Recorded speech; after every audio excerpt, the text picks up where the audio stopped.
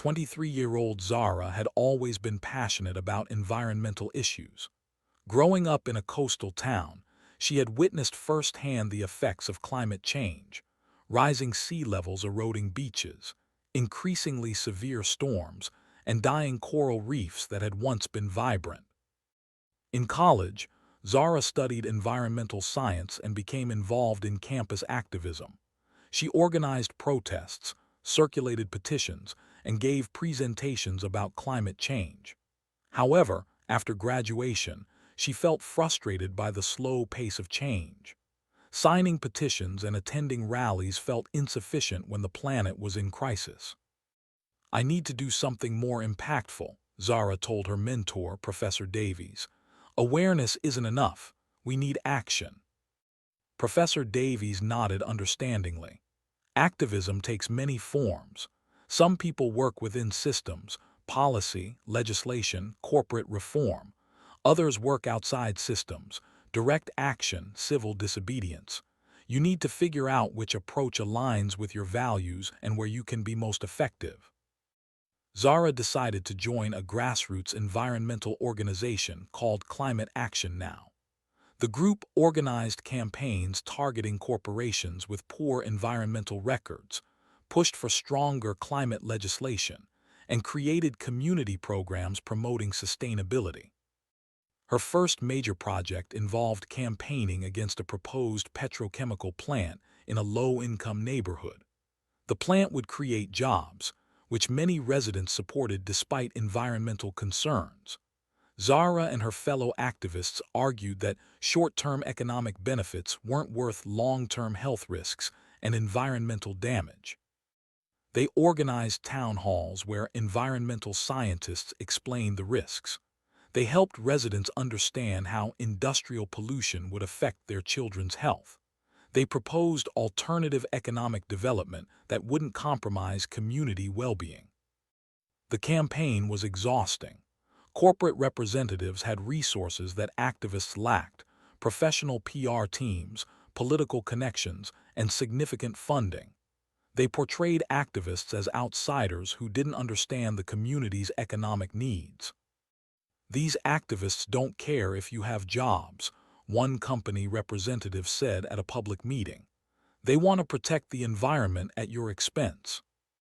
Zara felt that accusation was unfair. "We're not against economic development," she countered. "We're against development that poisons communities. There are clean energy alternatives that create jobs without destroying health and environment." The debate became heated and divisive. Some community members appreciated the activists' advocacy. Others resented what they perceived as privileged young people telling them what was best. Zara learned that environmental justice was complicated.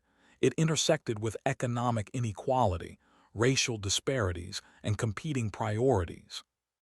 Despite months of campaigning, the petrochemical plant was approved.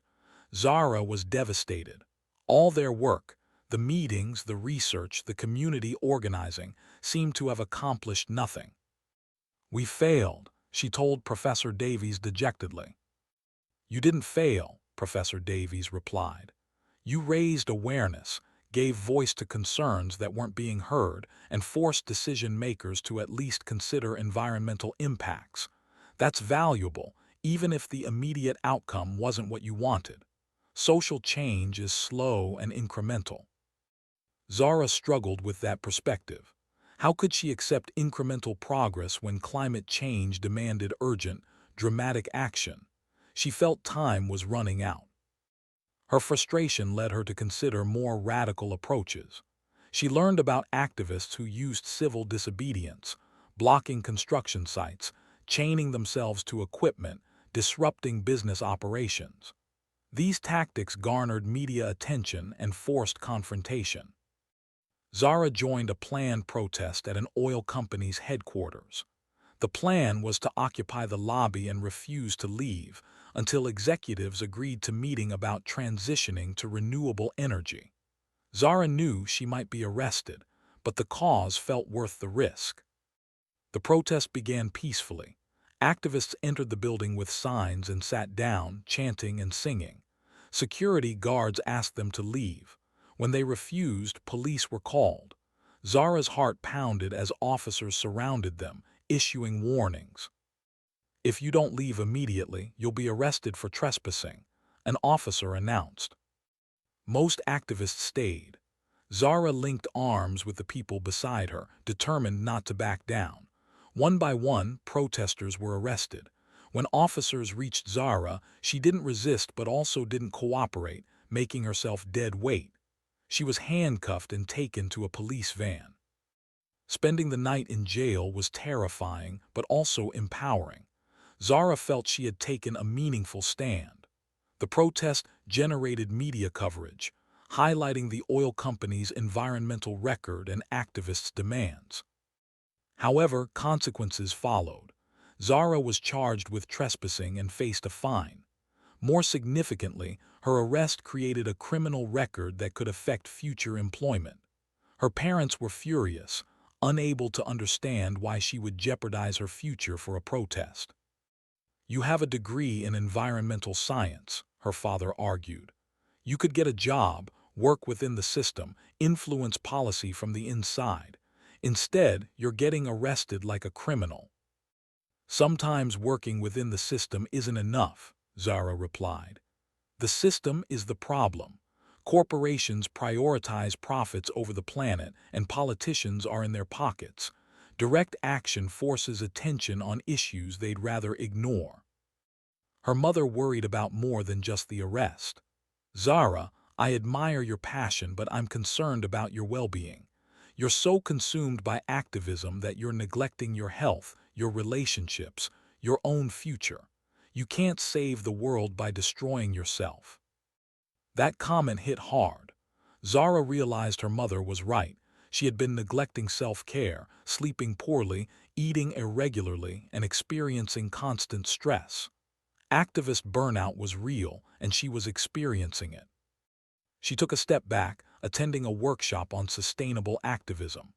The facilitator, an experienced organizer named Keisha, addressed the group. "Activism is a marathon, not a sprint.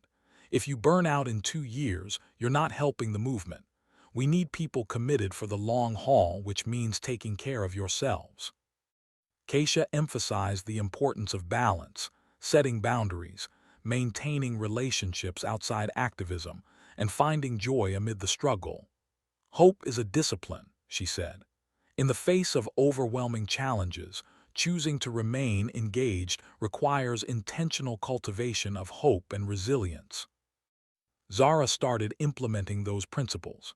She established regular schedules, made time for friends and family, and engaged in activities unrelated to activism. She also reflected on where she could be most effective. She realized that while direct action had its place, her skills in science communication might be more valuable in education.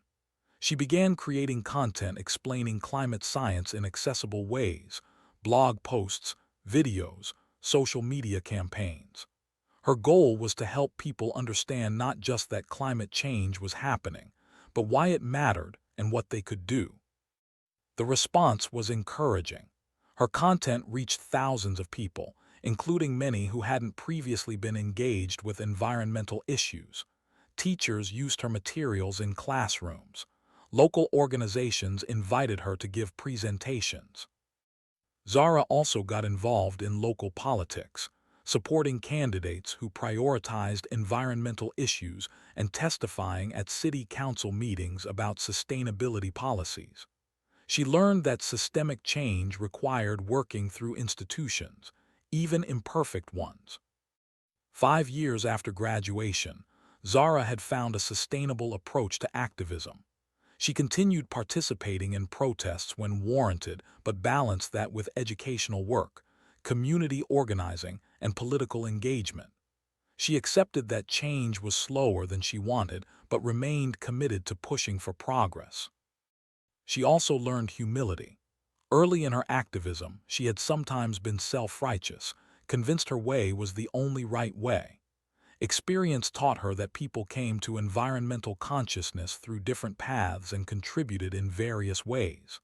The scientist researching renewable energy, the teacher educating students, the politician drafting legislation, the activist organizing protests, all played important roles. When younger activists asked Zara for advice, she would tell them, "Stay committed to the cause, but don't sacrifice your humanity in the process. This work can consume you if you let it. Remember that you're trying to create a world worth living in. Make sure you're experiencing that world yourself, not just fighting for it." She also emphasized the importance of grace for yourself and others. You'll make mistakes. Your actions won't always have the impact you hope for. Some battles you'll lose. That's okay. What matters is staying in the fight, learning from setbacks, and maintaining hope even when progress feels impossible. Zara's journey taught her that effective activism required both passion and pragmatism, both urgency and patience, both conviction and flexibility. The climate crisis demanded everything she could give, but sustainable advocacy meant preserving herself to continue giving for the long term.